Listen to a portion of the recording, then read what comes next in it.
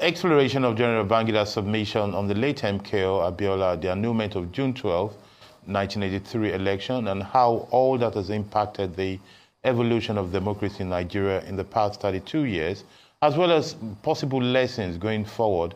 I'm now going to be joined by Dr. Fapohunda, a renowned advocate for politics of national equity and a loud voice for restructuring the political foundations of Nigeria.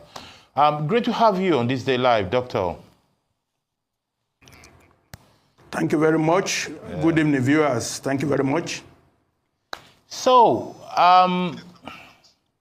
let's talk.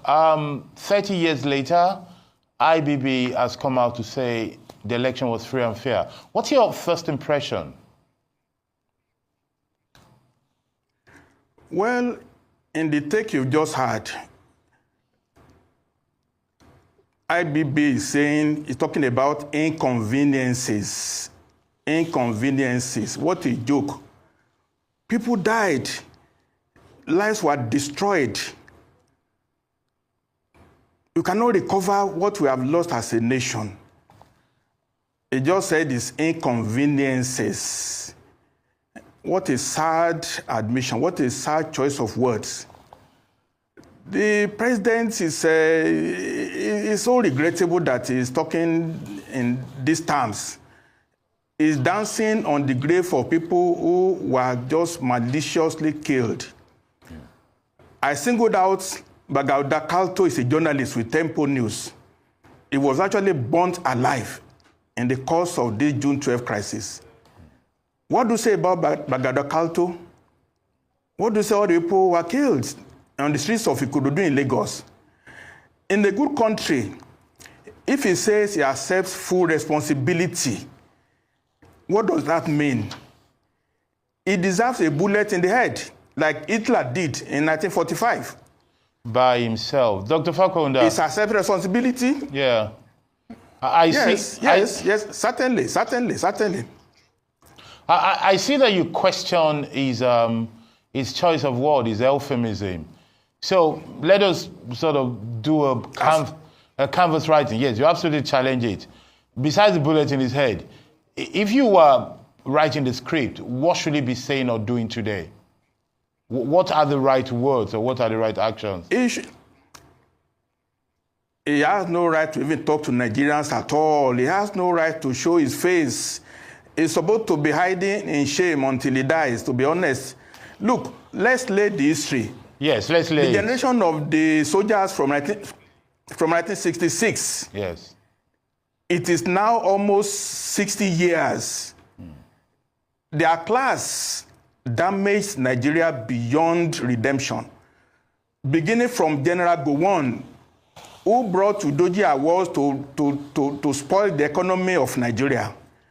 General Murtala killed people in Abagana, in Agbo. He himself, how many people were killed deliberately, pointedly, without remorse over these years? It's not just him. It symbolizes the debacle of Nigeria in the last 60 years that we have had. Now, the effect of what he has done is much bigger than we think. Yeah. There are 3 days in Nigeria history now, 3 dates.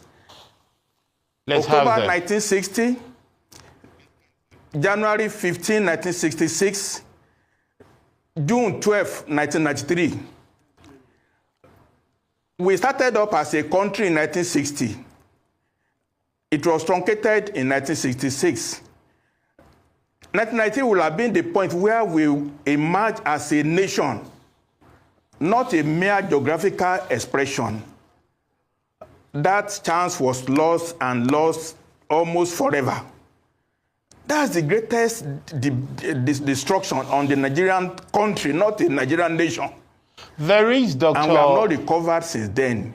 Dr. Fapohunda, there is an argument by some people who say that take away June 12, and Babangida perhaps could have been remembered or considered as a great president in terms of the fact that he did a lot of economic reforms, he did some infrastructure, and he indeed birthed the process that led to the election we call the phrase and the fairness.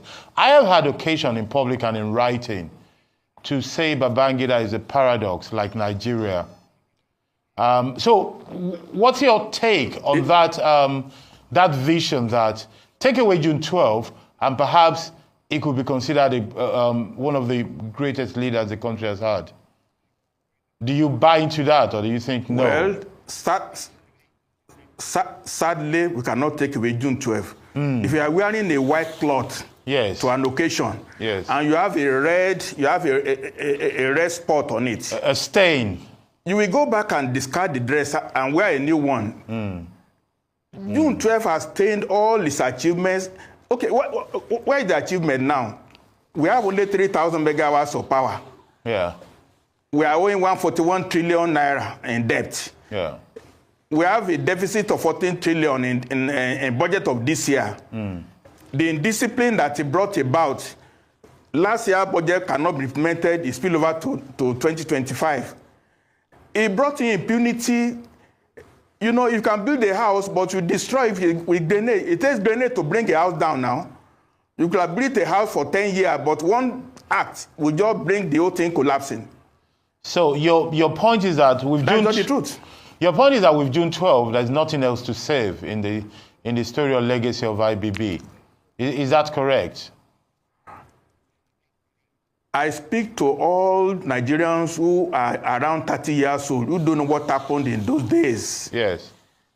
Why are Nigerians japping overseas now? The country has become ungovernable.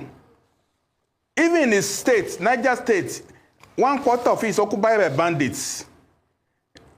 Is that a country? It laid the foundation for what we are doing now today. In your